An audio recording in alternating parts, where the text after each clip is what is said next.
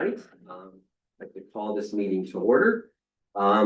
As far as the mayor's remarks or deputy mayor's remarks, I'd just like to say, in light of the recent event that happened at the Effingham Dell Secondary School in Wayne, I think we as Huron East Council should express our thoughts, our support to the families involved and continue to lead by example here with a passion for our community and its people and leave no room for hate. So having said that, I'd like to move on to the land acknowledgement there. And we would like to acknowledge that the land we stand upon today is the traditional territory of the Anishinaabe, the Haudenosaunee, and the neutral peoples. And next is a confirmation of the agenda. Anybody have anything to add or take away from that? And if not, I need a motion to it. Councillor Chartrand, Councillor Fisher, that the agenda for the regular meeting of council dated April 14th, 2026, be adopted as circulated. All those in favor? That would be carried. Thank you very much. Declaration of community interest and general nature thereof. Councillor Morrison.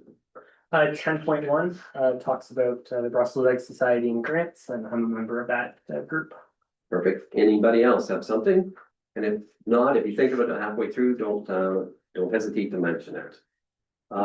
Next is minutes of the previous meeting. Need a mover and seconder to move that forward. Councillor Morrison, Councillor Deal. That the council of the municipality of Huron needs to approve the following council meeting minutes as circulated. The regular meeting on March the 24th and the committee of adjustment public meeting on March the 24th, 2026. Comments or questions? All those in favor?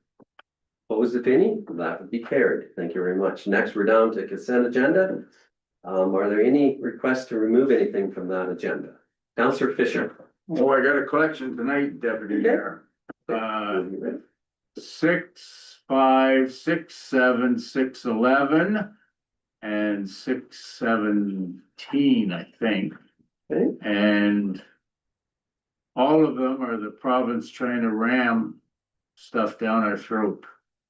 It's my thought on all of them. I don't know if you put that in the notes, but the heritage one, they're trying to force that through. The having municipalities, the 7 and 11 one, you can't tell police boards what their budget can be. That's scary. And then I think it's 17 is Bill 100, where they're going to tell communities how many counselors they can have and fly in a warden. I'm adamantly opposed to that puppy.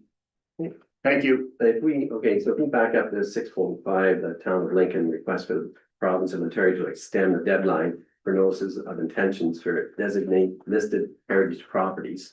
You care to make that motion then? Yep. Anybody care to second that and get it on the floor? Councillor Chartrand.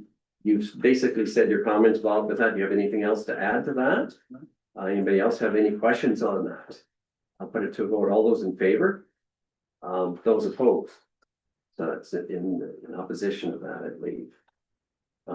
Looks like that. 6, 7, and this is the city of Sarnia, strengthening. That's the same as 611, Deputy Mayor. 6, 7, and 6, 11 are. Yeah, they're both dealing with police boards not having to do what the municipality says about their budget.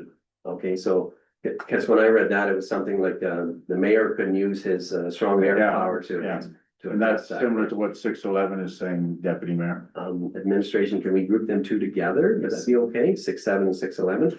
Anything else, Bob? Or sorry, I'd like a seconder then to put that on the floor. So for discussion, Councillor Dalton. Any more comments or questions on them two motions or them two items? All those in favor?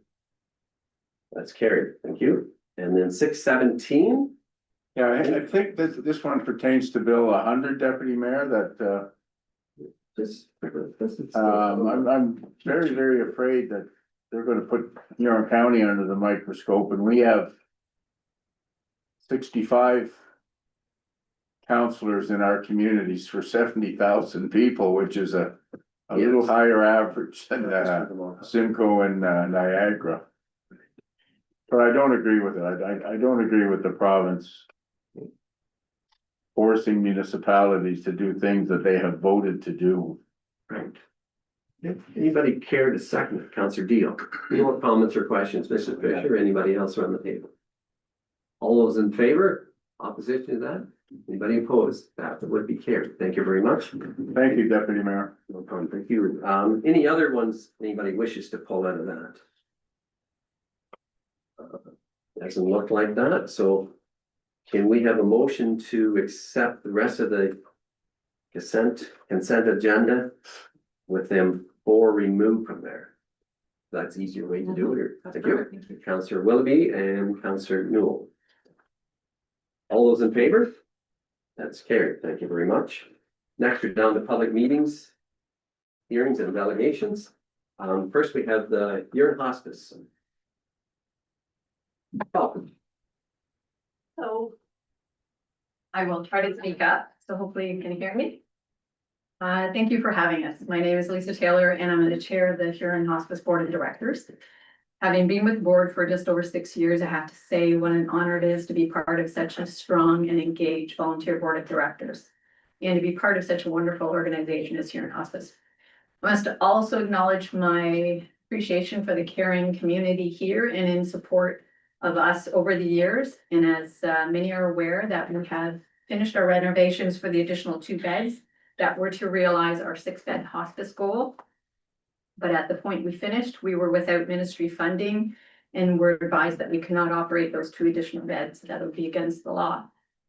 So the closure of these beds has been felt in the Huron County community, and the annual operating costs being sought from the Ministry of Health is a meaningful and necessary investment in our aging community. So tonight, our purpose is to ask for a letter signed by the mayor on behalf of council to the Honorable Sylvia Jones, the Minister of Health, to ask her to fund and open the 2 beds at Huron Hospice that have been closed for 18 months. As well, we are asking Huron East councillors attending the AMO this year to advocate with the Ministry of Health representatives to fund and open the 2 additional beds at Huron Hospice. And if the beds are funded by that time in August, then to change that ask to a thank you to those Ministry of Health representatives. I'm going to turn it over to our ED, Willie Van Cloos. Welcome. Next slide. So this was the slide that you would be aware that we started our construction about 3 years ago to expand from those 4 to 6 beds. This is the key to the whole discussion tonight. And if I go to the next slide.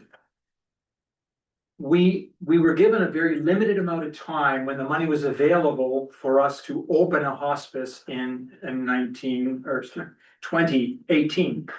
And we didn't have enough time to do the expansion at that point, but right from the beginning, we knew we needed a 6-bed and not a 4-bed hospice. Because the 4-bed model really is not sustainable, and that's why there's only 2 of them in the province. The problem is this, is that you're required by legislation, once you get to 4 beds, to have 2 nurses 24/7. And that's appropriate, that's good to provide that care. But you're still only having the funding for those 4 beds. When you get to 6 beds, you've now got funding for the extra 2 beds, but still just the 2 nurses, right? The 2 nurses can support 6 as well as they can 4. So that $350,000 difference over the course of each year is a big difference in a small organization like ours with a budget of 1.6 million. Does that make sense? So that's what it's all about. So right from the beginning, we already got the okay from the ministry to get 120,000 to do the drawings for a 6-bed hospice. Next slide. So the money then, when I was hired in part to, I wasn't there at the moment that we opened the hospice originally, but then to gather the money to do the capital campaign. And these are organizations and individuals that you'll know on this slide and the next slide who contributed 10,000 or more. Well, there was all kinds of other people who contributed more to it so that we can get from the 4 to the 6. This was the plan right from the beginning. Next slide. So I'm not going to go through the chronology of events, but essentially what this is about is what the ministry did not say and what they did say. So what they never said from the beginning, and I've been at this for 6 years now, having meetings with these folks, they never said, we don't have the money. Sorry. They always said, we have a policy that we can't actually make you a 6-bed hospice until we first give you the money to operate the extra 2. That's their policy. So based on that, we continued forward and they kept saying, well, try this branch of the ministry. They might be able to get you that funding for the operations. We'd try it, it wouldn't work, we'd go to another one, and then they'd say, oh, sorry, we can't do it, and we kept getting directed here and there, and to this initiative and that initiative, to try to get the money to operate those beds, so then they would approve us to build the beds. Well, suddenly, after all the steps we were doing on the capital side, they approved us to build the beds. And then a letter came the next day from a very senior person saying, here's how you can get the money to operate those beds. Well, we tried that and it didn't work either. And so we continued our process. We did the build. We finished it, as Lisa said, 18 months ago. And we still haven't got the money to operate those beds. And as Lisa said, they have told us very clearly, we can't operate the beds at all until we have the money from the minister. So this has been a long, long process. We believed them because they told us, try this, try that, you can get the money. And because we knew there was precedent for individual beds to be funded between funding cycles. So in 2017, there was a bunch of money for a bunch of new beds. That's why we opened and why a number of new hospices opened around the province. The next round was in 2024. We put our hat in the ring for that one and we didn't get the funding there. But 2017 to 24, in between, there was a bed here, 2 beds there, a bed here, all around the province that were getting funded. So we believed we would just be one of those hospices that got 2 of those beds funded. It didn't happen. So next slide. We just continued on, we kept working through the process. At the end, they asked us to demonstrate occupancy of 80% or more over the course of a year, and we did that. As I said, we applied to the round of funding in 2024, and their answer to MPP Thompson was, Huron Hospice didn't make the cut. So we just didn't get more of an explanation. We just don't know what happened. So the next slide. Speaking of Lisa, she's been terrific. She's been in our corner the whole time. She's been with us. She's been as frustrated as we've been, and she's tried many things to try to get this advanced as well. And we just haven't got it finished yet. Next slide. So 6 years now trying the regular channels. We've had 14 minutes meetings with ministry officials over this time. We have acted, we believe in good faith, and we believe that they have not followed their policy that I was articulating to you just a moment ago. So we've now had 71 people we've turned away in those 18 months. People who were ready, wanted to come in the hospice. Our 4 beds were full. We had 2 perfectly ready beds and they couldn't get in. That's a lot of people. We have an average of 45 in a year, 71 people we've turned away so far. We have this other thing, there's a provincial rating system, they have a complex database where we are the 6th highest rating, this is a bad thing, for what they call pre-admission deaths. In other words, at 83%, for every 100 people we could admit to the hospice, there's 83 people who didn't get in. There's only 5 hospices in Ontario who have even worse ratings than that for not being able to get people into the hospice, but we're really close to the top of that group. You may have seen this report from the 4 County Labor Market Planning Board, recent report that they put out for that span from 2014 to 24, an increase of 42% in our county, or the 4 counties, of people 65 and over, while a corresponding decrease of 10% in the number of healthcare workers. So that's pretty compelling, it's not going in the right direction for this area. So as everybody knows, hospice beds are also about half the price or less per day than a hospital bed. And the worst part, of course, is that we have hospitals that are so busy and need those spaces for acute care, and they've got people that should be in the hospice, but they're in the hospital. Next slide. So here's where we are now. The last part of the campaign we did was we invited our supporters to write letters. 155 letters went to the Minister of Health from all kinds of supporters of ours. And I read every one of those letters. And I can tell you, they were deeply moving with people's personal experiences of having a wonderful death at the hospice or having a loved one at the hospital. And hospitals do a great job, but they're not suited for this all the time. And having that loved one not be able to get to the hospice. And so incredible support. We're not aware of anybody having gotten a response yet from the Minister of Health or from her staff, not even a form letter, like nothing at all. So clearly this has been pretty frustrating for us. The board has now taken the next step. We're accelerating our strategies. I can't share what they are right now, but we're just on the cusp of now taking some further steps to put even more pressure on at this time, because we can't throw in the towel and we can't wait for the next round of funding. 2017, 2024, 2030, when is it going to be? We can't wait that long. So the 2 issues are ethically, having to turn people away, financially, really needing that money to operate well, because we're already generating 700,000 a year in donations. This means having to generate even more in order to operate. If we get that 350,000, it certainly takes a bit of pressure off the community to not have to raise as much in donations. Next slide. So this is our request. Just to repeat, we're asking that you would endorse and support your mayor to write a letter to the minister. And if you are able to be at, I know not every municipality gets there, but if you're at AMO and you've got this face opportunity to talk to our colleagues at the ministry, to advocate for this on our behalf, we would be really grateful. Great, thank you very much. Council, any questions for Willie? Councilor Stephanie. Thank you, Willie, much appreciated, and thank you for everything the hospital does around. So even if we came up with the money community-wide, we're still under a moratorium not to run the 2 beds, correct? Correct, that's the So problem. even if we have the money here, we can't operate. That's right. There's another piece of legislation that says, you can't, 2 things. You can't run it privately, like we can't just, Correct. sort of make money or charge people to be there. And you can't use those beds unless there's ministry money in these beds. Thank you. So I can be frank with you and say they've suggested to us, well, you can take the money from the 4 beds, spread it across the 6 beds, and you're all set. Sure, Well, sure. I fully endorse both letters and, thank you so much. Thank you. Any other, Councilor Chartrand? So, thank you. So in the beginning, when the project started, was there a commitment for the funding? There wasn't. To be frank, there wasn't anything in writing, there was no commitment. We just had dialogue right from the beginning saying, okay, can we get some of that money in advance right now so we can do our drawings for the 6 beds? They gave it to us. By the time we opened in May 2018, we already had the drawings done for the 6 bed. So there was a strongly implied message that we were ready to go, but frankly, There was not. nothing no committed commitment. in writing saying, we're gonna give you the money for the extra 2 beds. To be honest, yeah. Right. But certainly lots of implied messages all along. The approval of the drawings all the way through, there are several steps, as you can appreciate, to do a capital build. There were 15 references in those 3 documents to a 6-bed hospice that they approved again and again. Right. Well, I fully support the letter myself as well. I think it's a good cause. I have personal experience with hospice with my father. And it's more than just the patient there. Hospice is also there for the family, not just the patient. So, we definitely should support this. Would you like to make that motion, Ray? I'll make that motion, yes. Okay, need a seconder, Councilor Stephanie? All those in favor?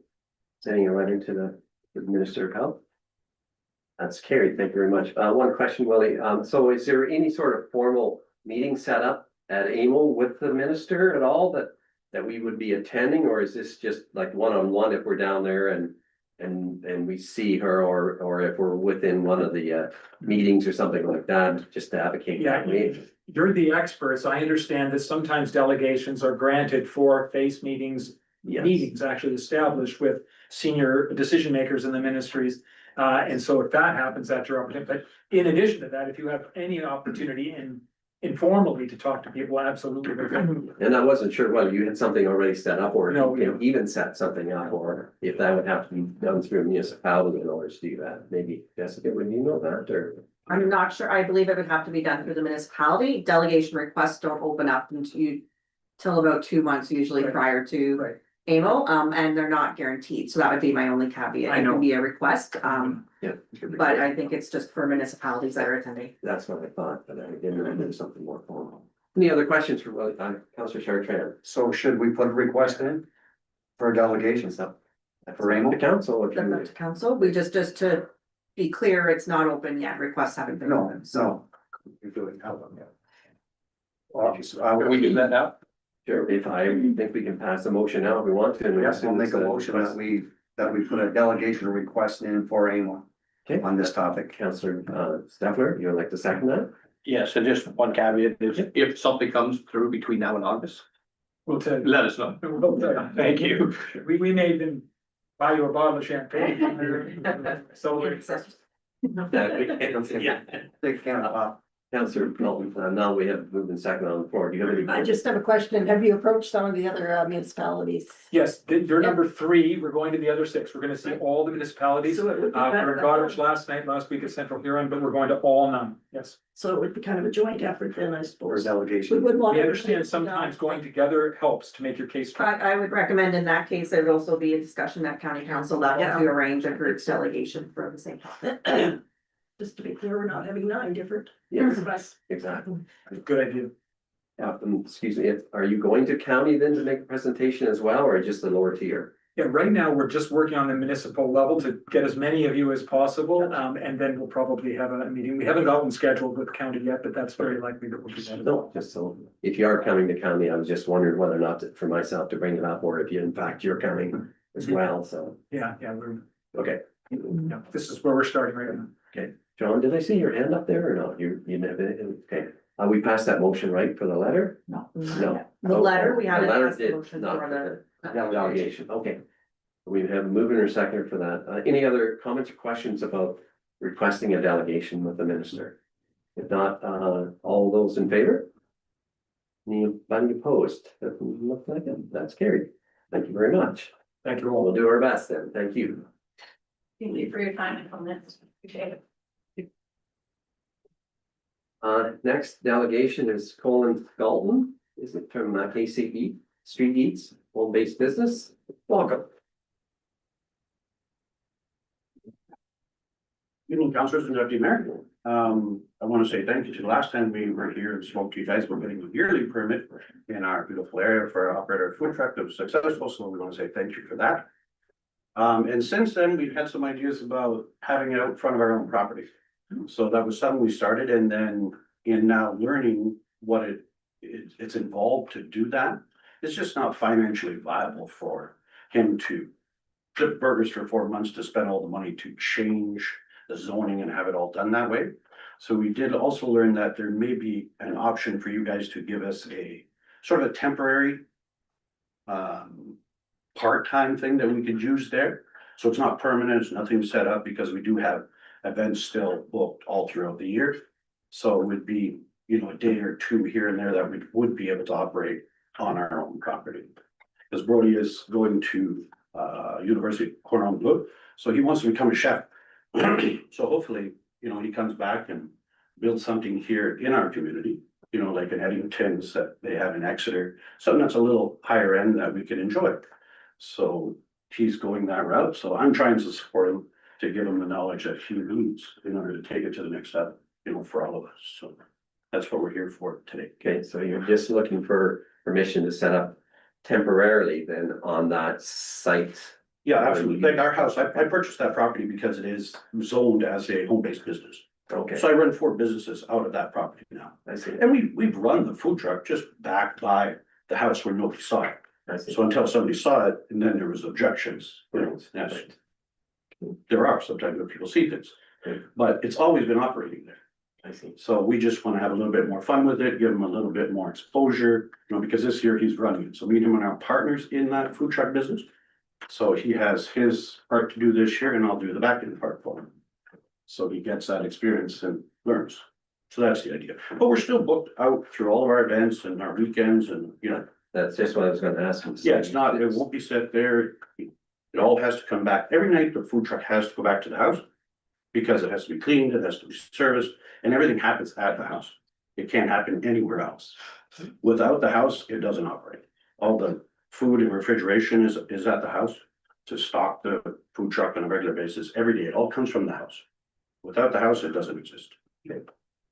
Well, I think our reason, or what we're doing tonight is we're trying to gather some information, and we have a full agenda, so we'll be making a decision later on. But, this is the opposite, or this is the time if council has questions they want to ask or anything you don't understand. So when they're here, and then we can discuss this later on tonight, and so. I see any hands up, Councillor Fisher. Thank you, Deputy Mayor, Mr. Dalton, sorry. You say temporary 4 months. Can you explain that a bit better, please? So the food truck business here is 4 months long. And then within that 4 months, we have already a lot of bookings. So we would never be on that site set up. So temporarily meaning it won't be there every day, operating there every day from morning to night as if it was a full-time business. I thought, oh, see, I initially commented, I thought you meant it was gonna be there 4 months and the other 8 months it was gonna be out on the road. No, So to not at all. speak. It only operates 4 months of the year, that's it, total. So you're saying you'd be there Monday, Tuesday, Wednesday kind of thing, and then the busy weekends you'd go where there's more traffic. You got it. Okay, now what about the two entrances? Has that been remediated or remedied? The Or entrances, approved by county or MTO? Have you got that done yet? the entrances were there long before I was ever there. It was explained to us that only one was, not No, two. they were all there. Just like the other 40 And how- on our block. Then have you got approval from the county for that? No, because we didn't go that route. So it's not. My understanding, you were asked to stop because you didn't have the proper entrances. No. No? No. Okay, I Yeah, misunderstood that. that's not the whole reason why we were asked to stop. Because if we were going to operate there on a full basis, then we needed to change that into a commercial part of the farm. So we'd have to cut that part off and turn it into a commercial business. And then if we did that, then they wanted some, where they checked the traffic flow and so on and so forth. But we didn't do any of that because we're not choosing to go down that path. So when the truck runs, where's it gonna be? In your front lawn, not beside the house?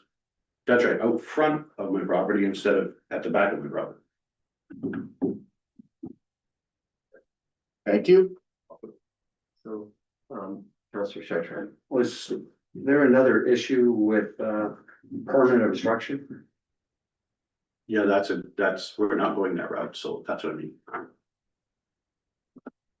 So that initially, we thought, okay, we put it under there and have a nice little rain cap over top of the food truck. But in changing it all that way, that changes everything, the construction is different and so on and so forth. So we're not going that route. But the structure's built. Structure's there, yeah. I thought there was an issue about permitting, If we want to use it for commercial use. permitting a permit to build the structure. Yeah, so there's two ways to build it. I believe, an actual permit, yes, but we can get the permit. But if we're going commercial, that building does not meet commercial qualifications. But if I use it as an animal shelter, or use it, because we sell sweet corn and we sell potatoes at the farm. So if we use it for that, then it would fall under that and it would be okay. So Brad has told me, I have to still do some things to it, but we could get a permit for it.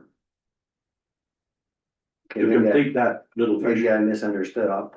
My understanding was the structure was built without a permit. That's correct. You are absolutely correct. I didn't realize I needed one to build it there for that purpose. So that's not quite resolved yet. We have the answer to it, but no, we haven't resolved it because of, we're not going that commercial route. Okay, So if you guys help us, then we can fix those things and take the next steps forward. okay, I'll get more information about this minor variance later on when we talk about it. It would be a temporary use bylaw, so it's another application through county planning, so it's a temporary use bylaw similar to our amendment bylaws. Okay. So basically that temporary bylaw means you're not there full-time, 7 days a week. You might be there 4 or 5 times, 6 times, whatever. There's different time limits with the different temporary use bylaws. So I think it's all based on the application that they're applying for, but it's an application through county planning. And And the then it fact that comes it's to council for final the decision. fact that it's a 4-month business, because you don't sell food in the middle of the winter time, obviously, Yeah, that's correct. that would be considered temporary, right? Yeah, each application has its own parameters, so those parameters will be outlined when an application is submitted for temporary use. Okay, thanks for clearing that up. Councillor Fisher. Thank you, Deputy. To Jessica, please. So Mr. Galton will have to get approval from us and from the county at the same time? It's similar to our other planning applications. We get the lower level approval and then county gives the final approval, no different than our zoning applications. So yes, it's an application starting with the planning department. It comes here for approval and then it's just the official authority is approved by county. Thank you. Any other questions? They got all the information they need on this then? So it sounds like it's an application process, Jessica, then we're gonna start with, right? That's correct. I would encourage the delegation to reach out to Shay Stoll and start the application process for that. Okay. Thanks, guys. Thank you very much for coming tonight. Have a good evening.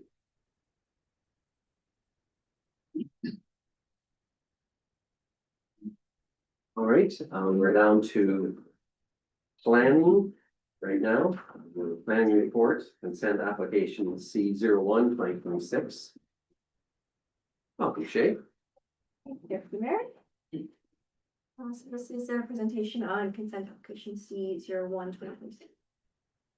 The property is located at 42589 Blythe Road. And go to the next slide, please. Flip to the next one, sorry, I'm out of order. So just an aerial photo of the subject property here. So we're located just south of Blythe Road in Walton. The property is about 43 acres of, or yes, 43 acres of agricultural and residential land. Go back to the last slide. The purpose of the application here is for the creation of a new residential lot. The severed parcel, which would contain the existing house and two accessory sheds, would be about 1.4 acres in size. And the retained parcel would be 39 acres of vacant agricultural land. It's also proposed that the retained parcel would merge with the abutting agricultural parcel to the east.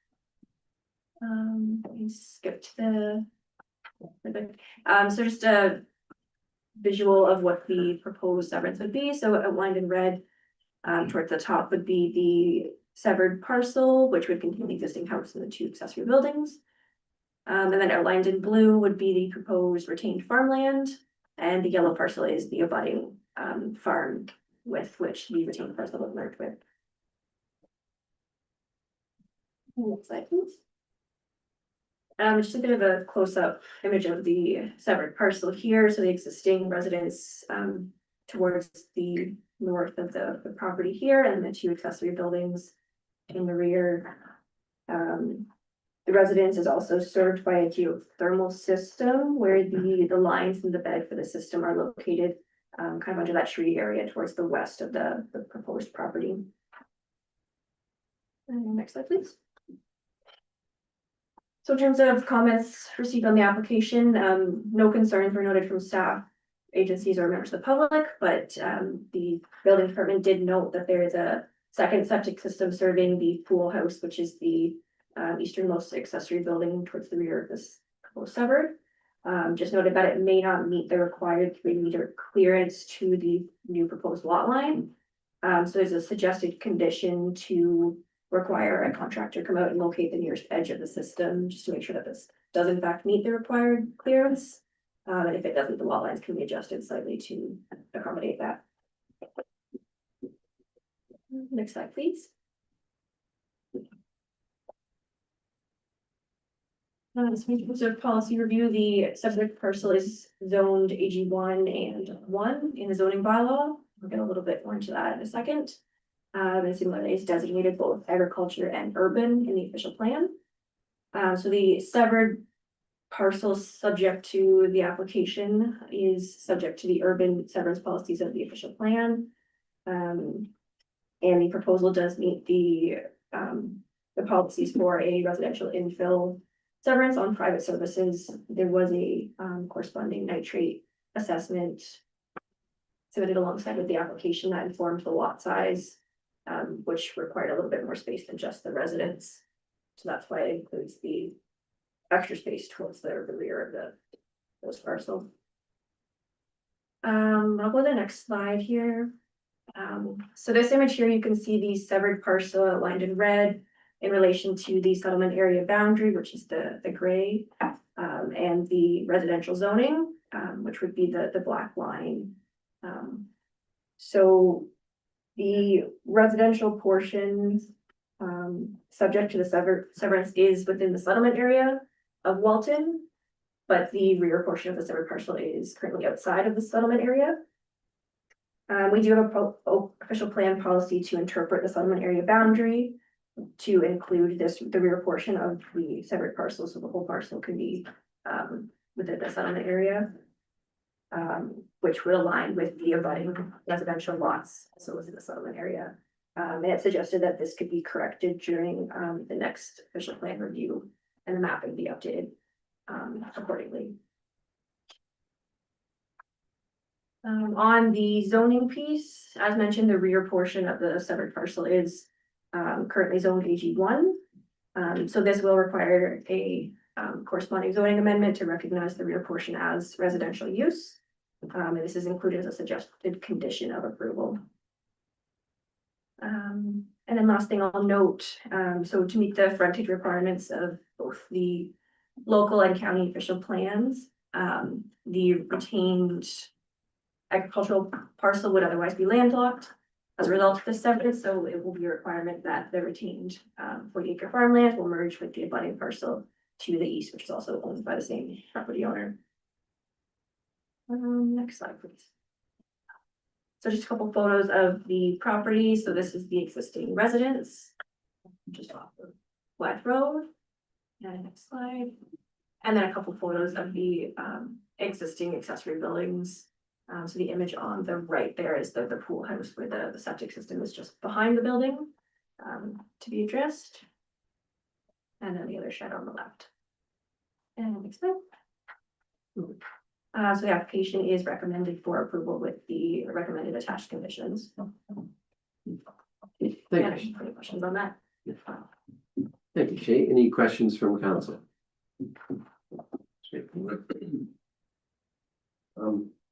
That's the case, and I need a mover and a seconder then to move this along.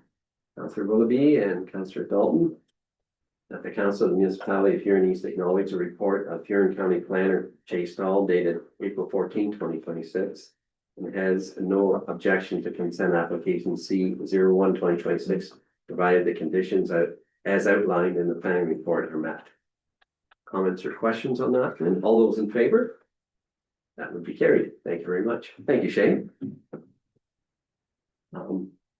Next, we're down to planning report or consent application report C0809 2026. Thank you. So this is a combined application for C08 and C09 2026. The subject property here is 42669 Graham Road. And owner and applicant is Chad Trickster. And next slide. Sorry, I'll go to the next one again if that's what over. So just an aerial photo of the subject property. So we're located towards the south end of Brussels. So as you're driving from the south on into Brussels. And we are in the unserviced portion of the settlement area there. Sorry, I'll go back to the first slide. So purpose of the applications here are for new residential lot creation. As mentioned, there's 2 concurrent applications being proposed, which would result in a total of 4 residential lots, each about 1 acre in size. So on the rest of the screen there, just detailed the specifics of the lots proposed from each application. And I'll skip to the following slide. So here we can just see the layout of the proposed lots. So the blue and the yellow would be the retained and severed. Sorry, typo in there. So the blue and yellow are the retained and severed for the C09 application, and then yellow, green, and orange would be the severed and retained parcels from application C08. And next slide, please. And then this is the severance sketch from the applicant that just shows the severed and retained parcels from application 1, which results in 1 severed 1 acre parcel, and then 3 acres retained, 2 acres on the left-hand side and 1 acre on the right-hand side. And then the next slide here just shows the end result of the second application. So 4 total parcel, each 1 acre in size. And next slide, please. In terms of comments received, there was 1 comment received from a neighboring property owner just inquiring about potential for drainage impacts after the properties are developed. It was just noted that each individual lot will require a comprehensive lot grading drainage plan at the time of building permit to make sure that, post-development, flows and stormwater are accounted for and contained on subject properties. Staff and agencies, no concerns were raised. The applicant has been consulting with the building department, indicating that the existing house on the northwest corner of the property is to be removed and replaced. And so the building department did just note that the existing septic system for the old house be removed and decommissioned properly. That's attached to the suggested condition as well.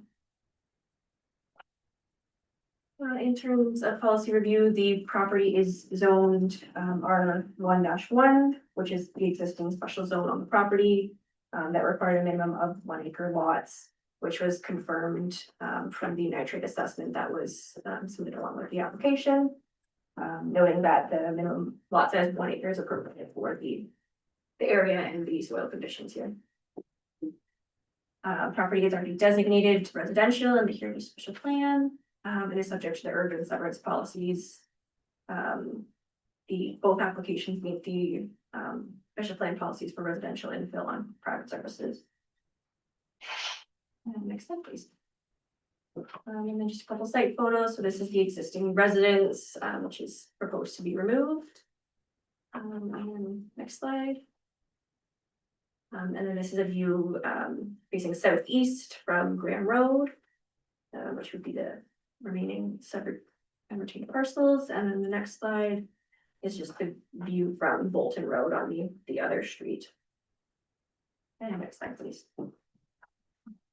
So both applications are consistent with the required policies and are recommended for approval with the attached conditions. Thank you very much. Comments or questions from council? Councilor Chartrand. So these 4 new lots. Is the owner already have people or developers that are gonna be building on there? I don't believe so. I think they were wanting to make sure the severance application goes through and then would provide or list the lots. For sale. They've just provided some conceptual plans that a residence and the appropriate septic systems could be accommodated on all the lots. Yeah, okay, thank you. Any other questions from council? Shay, if I may, the Russell's water doesn't run out this far though, does it? No, that's correct. So the lots would be serviced with private wells and private septic Okay. systems. Yeah, it's pretty sure of that, so. All right, anybody have anything else you want to add to that or ask about? If not, any mover and seconder to move this along? Councilor Deal, Councilor Newell. That the Council of the Municipality of Huron East acknowledge the report of Huron County Planner Shay Stoll dated April 14th, 2026, and has no objection to the consent application of C08 and C09, 2026, provide the conditions as outlined in the planning report on that. Comments or questions? All those in favor? That is carried. Thank you very much. Thank you, Shane. Next, we're down to municipal drains. We have nothing, reports and recommendations. Municipal officers, CEO Jessica, you're. So the first one we have here is the municipal grant program. As council is aware, we had a request to review our grant policy and program. So the few members, Deputy Mayor McClellan, Councilor Chartrand, Dalton and Fisher all met as an ad hoc committee to review these grants. There was a 10-year review of common grants that we've received or given. And the result of discussions was, as stated in the recommendation, that the Ag Societies, ballparks, Van Egmond House, and Maitland Bank Cemetery and Huron Plowmen's Association would have those funds they got on a yearly basis, as part of the 2027 operational budget. That the overall, the grant,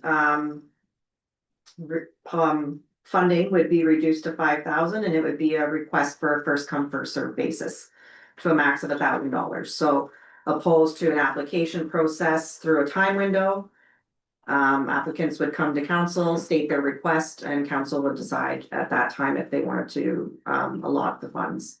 Again, the funds would be reduced to 5,000, just taking into consideration the amount that we're pulling from that 20,000 and putting into operations.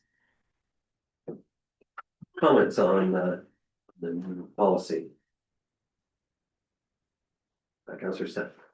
I think, thank you for the group that worked on that. That's, I think the consensus of the council last time was to get a lot of these on the actual budget as opposed to grants. So I think, I fully support that, and I'm sure if there was about 5,000, but a really good cause, they could still go to council.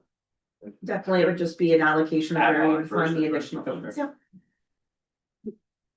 Any other comments? Not. I have a motion then to move this along then, Councillor Chartrand, Councillor Deal. That the council of municipality of Huron needs to approve the new municipal grant policy FIN 09. And rather than me reading all that, you've seen it beyond you. Comments or questions on those? All those in favor? That it is. Oh no, you're sorry, Justin, you were in yes, thank you. All those in favor, I think I got that carried. Thank you very much. Jessica, you're up next with the CEO 10-year community services master plan. Yeah, so this is a request for proposals that was issued for our community services master plan. So the purpose of this is to provide some recommendations, direction for the department as a whole, including cemetery operations, daycare, looking at to ensure that we're providing the services that the community is actually desiring to have. That we're putting the right programming in, we have the right staff allotment. The main purpose is to get the input from the whole community, using various ways of communication through surveys, pop-up events, with the consultant. And giving those short-term, medium-term, and long-term goals for the department, similar to our strategic master plan, it would align with that.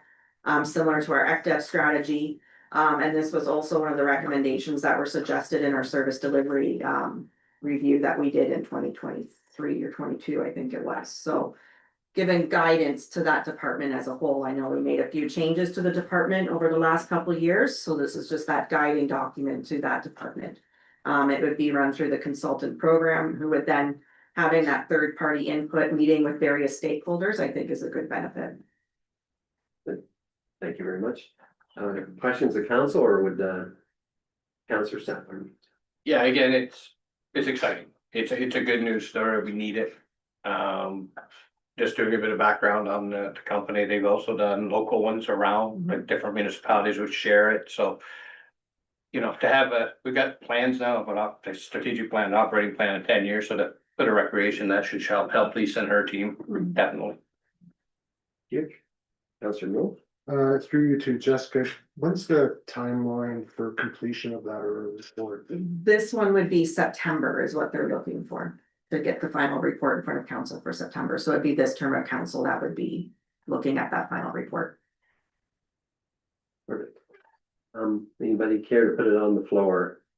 Well, Councillor Steffler, being a seconder for it. Councillor Newell. Any further discussions on it then? Councillor Chartrand. If I'm reading this right, we've already got this in the 2026 budget. Correct. We budgeted 100,000, but it came in as just shy of 78. Any other questions? Councillor Fisher. Thank you, Deputy Mayor. Just quick question to Jessica. I had several people read the budget to me and nobody mentioned this. Was this puppy hidden pretty good, or? No, it was just People within just our miss it? operational budget.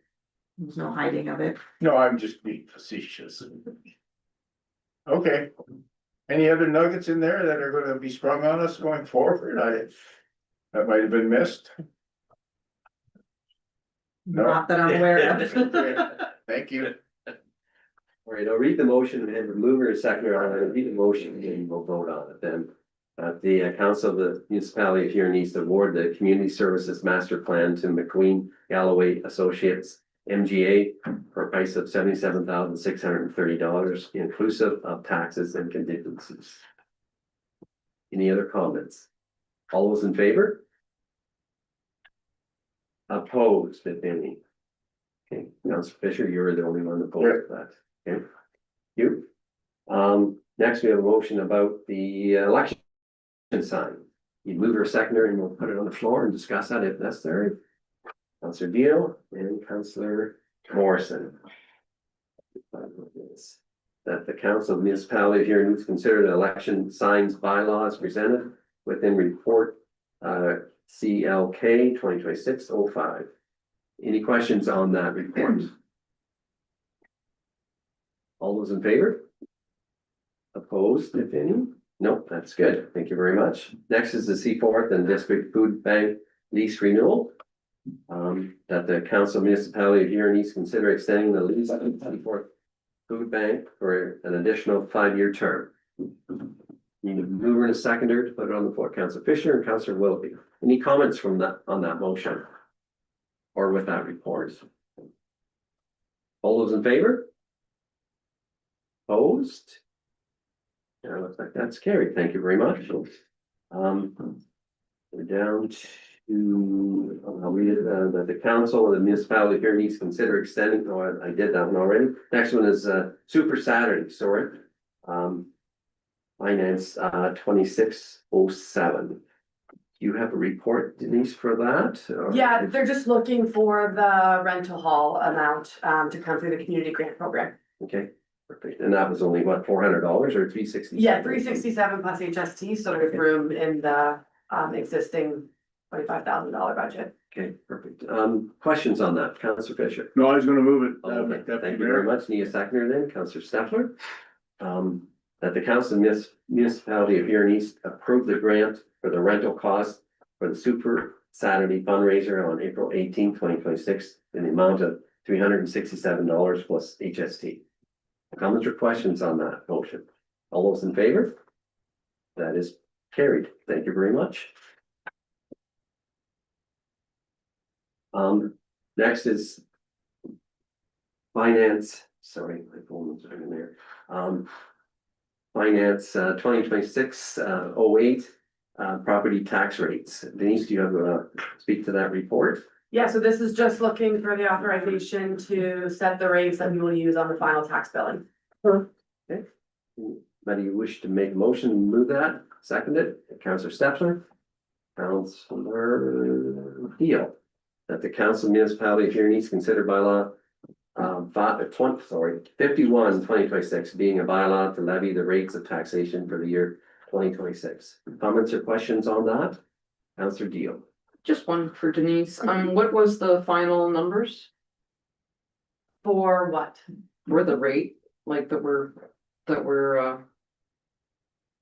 is there a blanket or is it just the different rates? So there's the different rates for depending on how your property is assessed, what kind of code you're at, but the increase, the tax rate increase like as a whole, when you factor in Huron East, Huron County and education is 2.7. Thank you. If I hope I got, is that what you're, oh, yeah.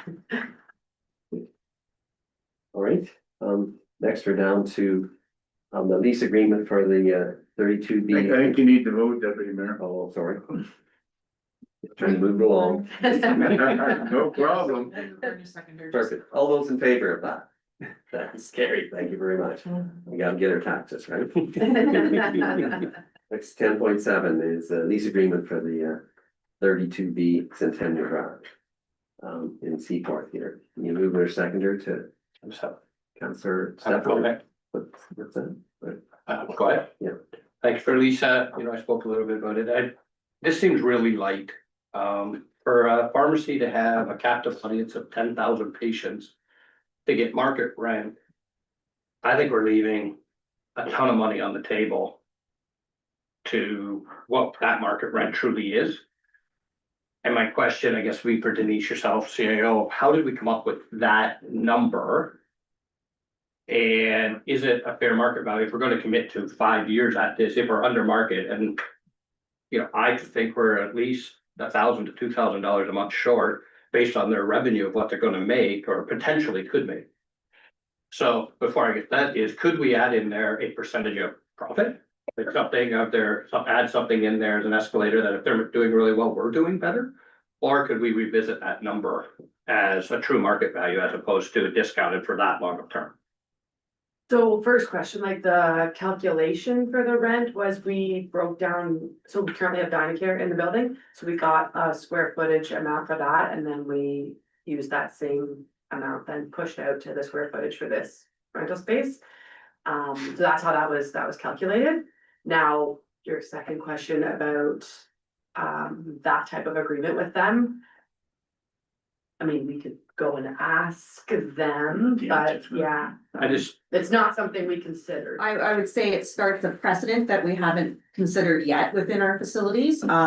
Also, the purpose of the building was the healthcare, and this team has worked well with the physicians, and our goal was to get our full complement within the building, so that we can continue to contribute to the reserves, not necessarily to make a municipal profit off of it, but to make sure that we're contributing to the reserves that we require because of the focus of that building. So it wasn't meant to be a municipal profit. It was meant to be fair within the other tenants within the building as well. That's what I would kind of caveat that for. Yeah, I look at it this way, it's about $100,000 if we commit to a 5-year. If my numbers are accurate, but I'm looking around, but. It's just, I think Dynacare doctors are different than pharmacy. Pharmacy's got a monopoly and you can't go elsewhere. If you have 10,000 patients that can just get their stuff right there. And. I'd hate to lock in for 5 years. And. Really just lose money. Like, it is about profit because it's about maintenance of the building. It's about everything that we could do, maybe developing Brussels, doing some renovations somewhere else within our healthcare facilities. So I don't know. It's just when I saw that, and I'm gonna apologize, I think we're way low of what we could get if we put it to market for a pharmacy with a physician group attached. And I would only caveat that it seems like a target to make their rent different than our other tenant. We've made arrangements with the health team. But when we have Dynacare that's already been paying a set amount per square footage to raise somebody else's that much more, I just would be an equality thing, in my opinion. But it's the desire of council. If you want us to go back and make those requests, we certainly can. The 5-year term is so that they're guaranteeing also their commitment to the facility as well. So it's their request as well for that 5 years so that they can invest in it. They've got to make a few renovations to the space. So with putting the money into the space themselves, they're guaranteeing that they're going to be operating there for the 5-year term. That's for sure, Trevor. So this floor space used to be charged to the doctors or the health team. Part of it, so the seminar room was Right. formerly Dr. Gasvy's space. He had that as his separate space that he used. And then there's 2 offices that were the former Tanner Steffler Foundation space. So they are using those 2 offices and that it's just probably around 1,200 square feet for just that space. And the rent will go up based on the CPI each year, right? So that's covered for sure in there, so. Okay. Councillor Fisher. Thank you, Deputy Mayor. To Denise and then to Lisa, please. How much per square foot does that work out to, please, Denise? It's just shy, it's like $25. $25 a square foot? Yeah. And that's heat, hydro, common area, maintenance. Correct. Looked after, they have to look after their own maintenance and security, et cetera. That's within the lease, within their agreement. Same as everyone else, it's within their lease agreement that it's covered by the landlords, which would be the municipality. Yeah. So that's okay, Lisa, thank you. Are they going to use the same man door that you use to go to the lab? No, they have their own door, there's a separate door just to the west of the Dynacare door. There is? Yes, there is. It was a main So entrance door. and then where does that door go into? So it's. 1,200 square feet? So it's 1,000 square feet that it goes into, it used to be Dr. Brodsky's space that he had. So that's behind Dynacare. To the west of west, yeah, Dynacare yeah. wall, yes. Oh, I thought for some reason, I thought this area was in the middle. There is another seminar room to the east of Dynacare. Yeah, that's what I thought That's- this was gonna be. That space is used by the family health team and the physicians. But there is also a very. Yeah, I similar to that I was never in there cited or given a tour. I didn't realize, okay, that explains things differently to me. Thank you. Sure. I have concerns about, there's gonna be some heavy duty drugs in there. And there may be people who think they could borrow them. Is that all, looked after in the lease? Yeah, so it was one suggestion and request actually from the physicians and the family health team that we actually separate or isolate that space with their own security. So we've been in touch with AMP, our security company, and they're able to do that. And that's at their expense. It's nominal for us. I think it was like a $300-400 expense for us. Annually, Since we, monthly? no, just to make the change. One time. We're still able to utilize through all of the connections and the same security system. It's just that space is separate, so. They'll have their separate codes, their separate entrance, their separate keypad. Where no one else would be able to access that. So the doctors or the physicians or Dynacare wouldn't be able to put a code in their code or anything like that to access that space. So it is isolated, separate from everyone else. They would also be having their own cabinetry and locking system for the actual drugs in the Oh, facility as well. At their for expense. sure. At their expense, yes. Right. Yeah. Was any consideration or thought, I guess this might go to Jessica as well as Lisa, any thought or consideration given to the impact it would have on our Main Street pharmacy? We did consider it, they're not offering any, what's the right term, inventory like general supplies. I think their focus is just for that direct market coming from the hospital and those areas, not to deter patients from switching pharmacies or anything. That's more a convenience factor than a marketing factor, I guess. So just the considerations of the clientele in that space. This pharmacy group's worked with a lot of rural areas. Drayton, I think, was one of their more recent ones, and one in Mitchell, so they have experience with a pharmacy already in town and operating with No, them together. and it's not cooperating. they have an experience or not, it's the impact on our existing one that concerns me a great deal.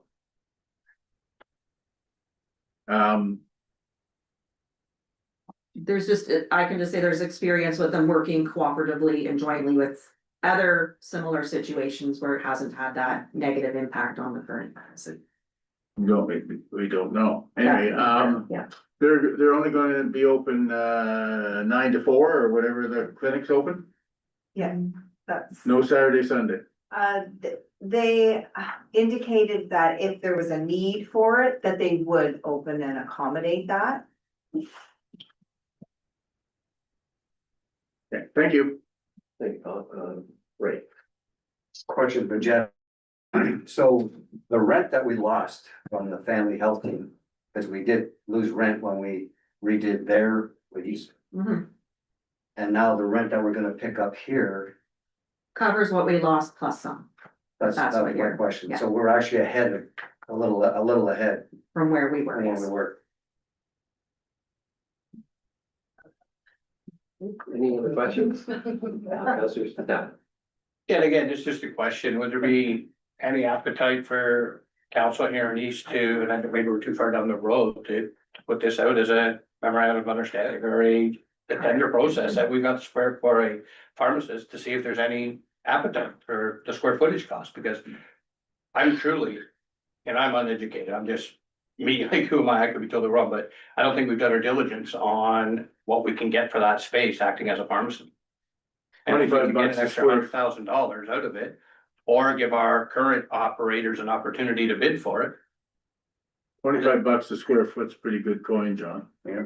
It is pretty good if you're also in the market of having a active physician audience directing prescriptions. Your revenue is a lot different than it is a standard operator, my opinion only. Yeah. So again, my offer would be if we could talk to Brussels Pharmacy, you could talk to them, if they wanted to put a offer in for the pharmacy, then we protected ourselves. If not, and we're too far down the road, then let's go for it. We went this route, I would just say, because it came out as an approach to us as well, so this wasn't a request that we put out, they approached us for that space and they worked with the doctor team for Dr. Gadsby to vacate that space, so it was more of a arrangement made between the doctor teams and the pharmacy and ourselves. So it wasn't, we didn't go down the route of that, if that's the desire of council, we can, they have agreed and they've signed their portion of the agreement, so we haven't signed, obviously, that's why it's here for council approval, but that's council was open to direct us in a different direction if they feel. Thank you. Okay, any other questions? Councillor Chartrand, did you have your hand up there? No, I just would move the recommendation. Give me a second, Councillor Teal, just one question, probably Jessica can answer, anybody, the layout of the building, so I'm in for a doctor's appointment, I get a prescription. Do I have to, I can't access this from the building, I have to go outside and in? Okay, no, I just wanted to kind of get, that's the way I thought it was, but I just want to be sure, so. There's specific rules with it being open space to the doctor team, so they had to have that separated. Separate. Yeah. Any other questions then on this motion? We have a mover and a seconder, it's on the floor. I'm gonna call a vote. All those in favor? Those, so let's see, wait, just hold it for a second, hands up, 1, 2, 3, 4, 5. Those opposed? Hands up, hands up, hands up. So that motion carries. Was the count, please, Deputy Mayor? I think it was 5-4, and I Thank think you. there was 2 and a hesitation one for a third one, but it was moved, so. Thank you. Did I read the motion or not? I don't know. I better read that. No, because comments started, but That the council of the municipality of Huron East can consider the bylaw to authorize the signing of a lease agreement for 32 Beats and 10 Seaport. That was carried. Next, we're down to Russell Cemetery grave opening and closing services. Lisa, I believe that's yours. Yeah. Thank you. So, this is in reference to the Russell Cemetery and, previously council had asked to explore other options than versus, making a purchase towards the budget of $60,000 for a new tractor. So one of the solutions that I had come up with was to retain a contracted services for, a contractor to come in and provides grave opening and closing services for us. So that would include that the contractor is all one in service, the contractor will come. They will open the grave, they will come and close the grave, then they will also finish it off with some new topsoil and some grass seed to provide that level of service for grave openings. So again, staff as well as the board, the cemetery board would continue to do the services for cremations. As well as then the municipal staff will also continue to provide the services for the operations of the maintenance of the cemetery. Without the replacement of the tractor, staff still will have access to the necessary tools that they will need to require in order to do the operations such as spring cleanup, grass maintenance, moving some mulch or some small amounts of dirt in order to maintain the cemetery. We'll look for mover seconder to put it on the floor and then look for some questions in that. After that, anybody care to move that? Just have a question. Yeah, sure. Did we have in our budget the tractor? We didn't pull it out, did we? No, we didn't pull it out. It actually stayed there. Yeah, so I thought we'd already voted to buy a tractor. Like, is it our budget? We approved the budget without removing it. It is in there, but again, it was still completely, the purchase, the final purchase of a tractor would still be to the discretion of council. Correct. To forward Fair that. So if I get a mover or seconder, let's get it on the floor and then we can ask more questions. Councillor Fisher and Councillor Deal, I believe. So I'll read the motion and we can That the council of the municipality of Huron East supports staff's recommendation to enter into a contracted retainer service for grave openings and closing services for the Brussels Cemetery. Any comments or questions on that? Councillor Chartrand. So the average that we have right now per year, it's about 8 graves Yes. per year. Mhm. Average, I mean, you can't Average. predict it, obviously. So at $800. That's what's in our fees and charges, that's in our municipal bylaw fees and charges. That what is charged for a grave opening and closing.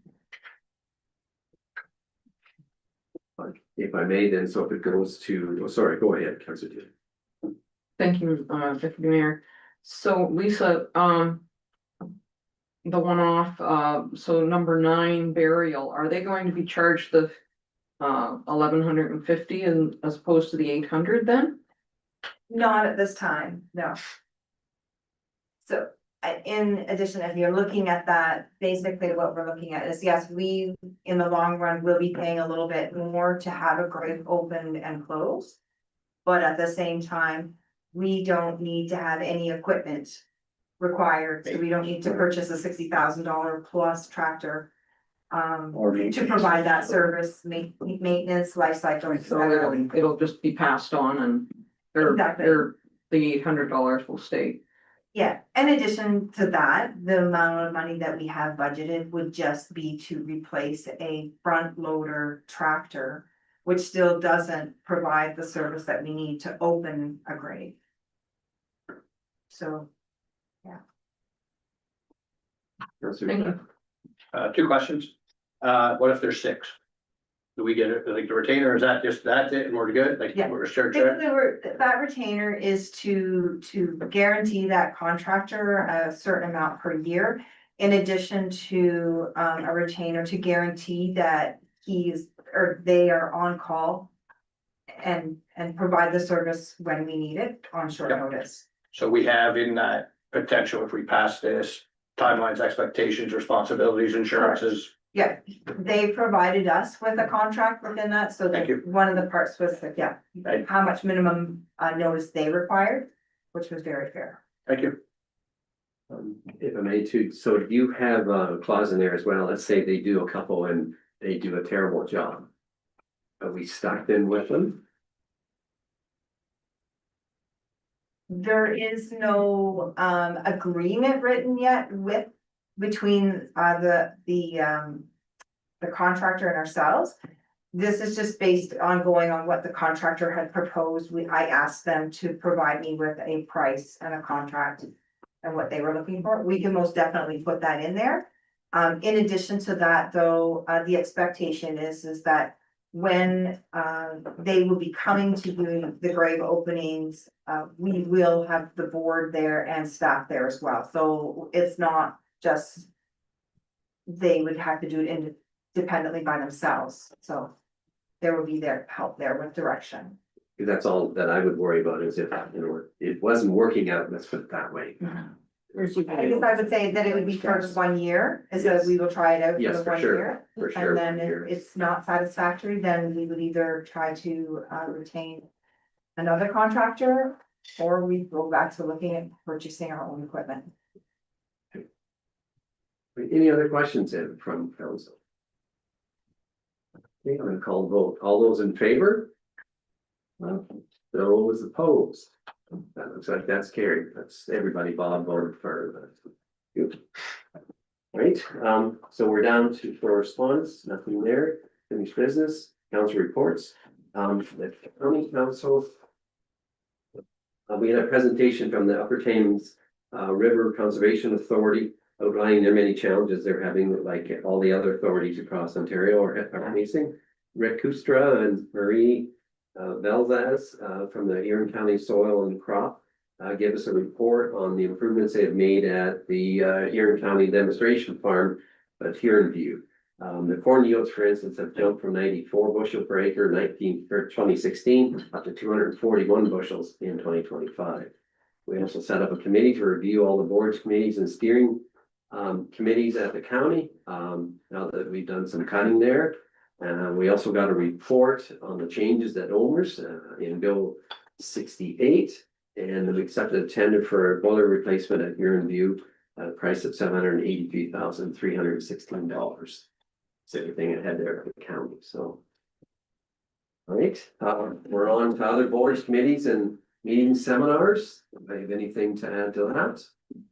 Councillor Chartrand. I attended a meeting last week with the Minister of Authorities of Conservation. All 36 conservations were on Zoom call, going through timelines of when this consolidation will happen. Still a lot of unanswered questions. The next step is forming transition teams, where they're going to allow 2 persons per conservation authority to be on these transition teams to help with the transition. And they want this fully in place by February of 2027, after the elections. They're gonna be having another Zoom meeting with all the municipalities. I've already mentioned it to Jessica. And I sent the packages that I had in that meeting to both Megan and Jessica, so.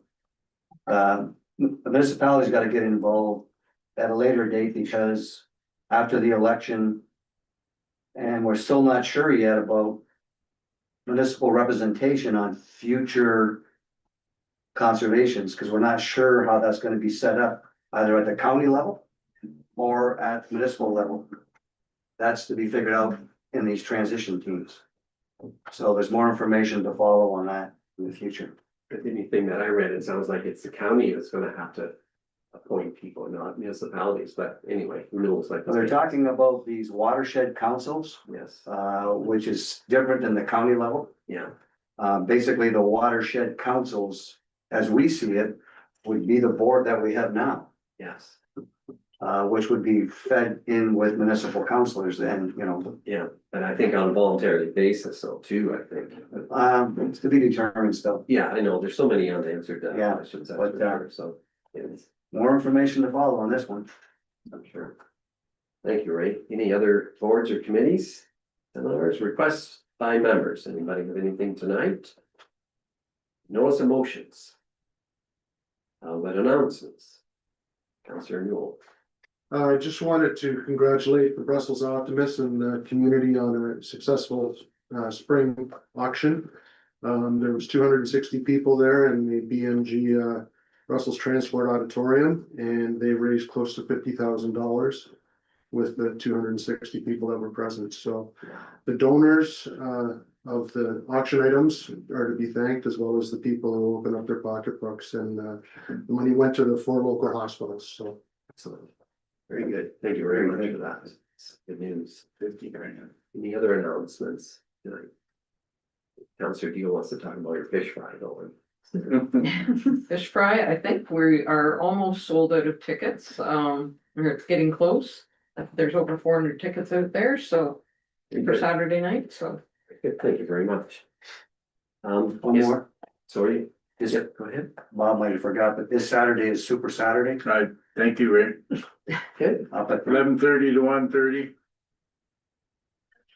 That's for the food bank, right, Bob? Yep, big time, good time. And May 2nd is the Lions Club Trout Derby at the Lions Park. Kids 12 and under, hot dog, drink, and you can catch 2 fish, 7 to 11. Very good.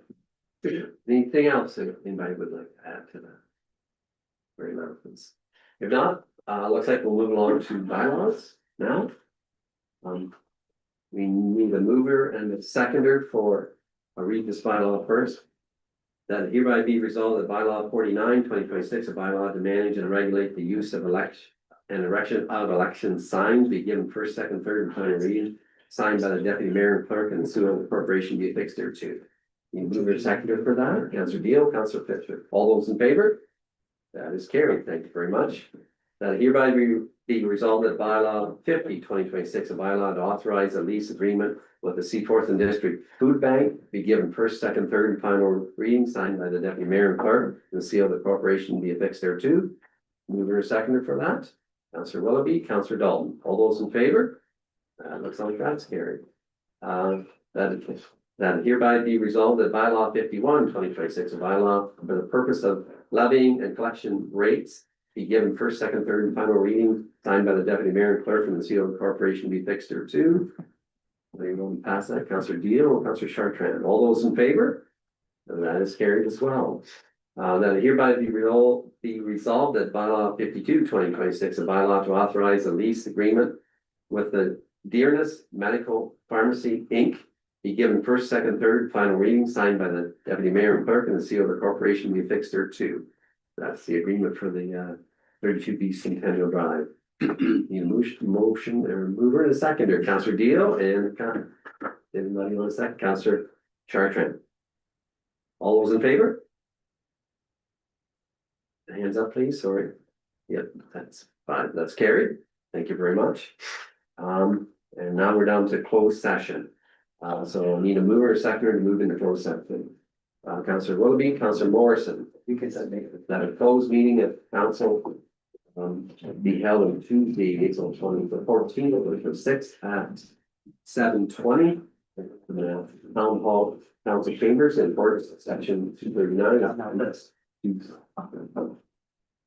Municipal Act 2001 for the purpose of the following matter, adoption of the March 10th, 2026 closed session of council meeting minutes and 16D 39(2)K, a position plan, procedure, criteria, or instruction to be applied to any negotiations carried on or to be carried on by or on behalf of municipal or a local board. And that CEO Jessica Rudy, Clerk Megan McCollum, and Director of Community Services Lisa Bernard remain in closed session.